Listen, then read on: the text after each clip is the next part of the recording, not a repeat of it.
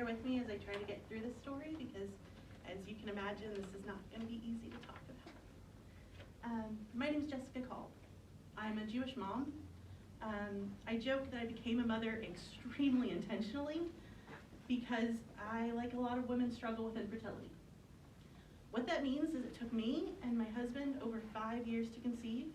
Not just 5 years of trying, but 5 years, tens of thousands of dollars, hundreds of shots administered by my husband in our home, a little bit of science and a whole lot of love. That's how we came to have my daughter. Through the miracle that is IVF, we also were given other embryos. We have 9. So in total, through my IVF cycle, we created 10 embryos, blastocysts, whatever you want to call them, 10 options for us to utilize. Transferring my daughter was amazing, and I'm so glad that I have her. She's the joy and the light of my life. And we completely intended and still hope to be able to do a sibling transfer with one of those other embryos. Right now in Kentucky, I don't feel like that's possible for me or safe. And here's why. I'm going to give you guys some background on what language we use when we're talking about infertility in my community, in the community of women who struggle through this. First of all, it's not a small community. I've seen stats from 1 in 4 to 1 in 8 women struggle with this. So this is a huge part of our population. Not all women are fortunate enough to get to IVF, which is where I found my family. So here's some of the terminology you need to know.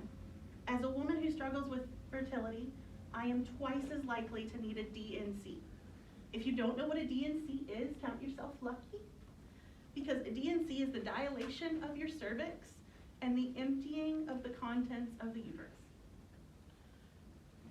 Today we're calling that an abortion. When you go through fertility treatment, one of the phrases that you hear too often is the phrase incompatible with life. That's what our doctors tell us, that through the assistance of modern medicine, we may create embryos that are incompatible with life, which means they either won't survive pregnancy or they won't survive labor and birth, or they'll die moments thereafter because they're missing something vital. Going through fertility treatment before this law came into effect, that was my biggest fear. I was so afraid I was going to get pregnant and go to a scan and hear, your baby's not compatible with life. After this law, that's no longer my greatest fear. Now my greatest fear is that I become pregnant and I go to a scan and they say, your baby's incompatible with life and we can't help you. Because that's the reality right now in our state. So, currently my husband and I have chosen not to pursue more children.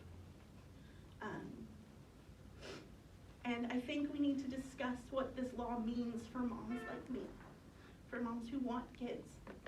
Because the other option, if I go into that scan, if you've ever known a pregnant woman or been pregnant yourself, you know how excited you are going in to see your baby.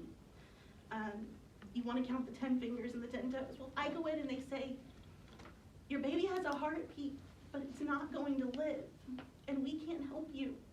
My options in Kentucky right now are leave the state for care or wait until my body goes septic. No one wants to be in that position.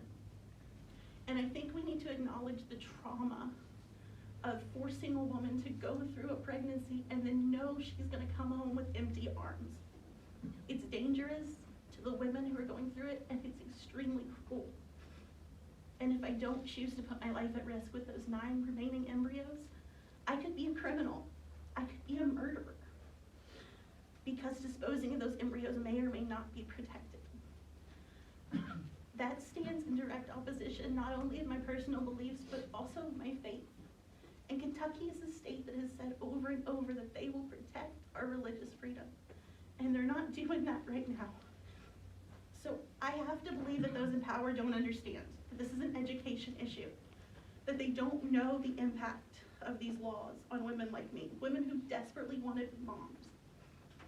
It's unfair and it's unjust that my freedom's taken away in this way, and I don't think I should have to choose between starting a family and keeping myself safe.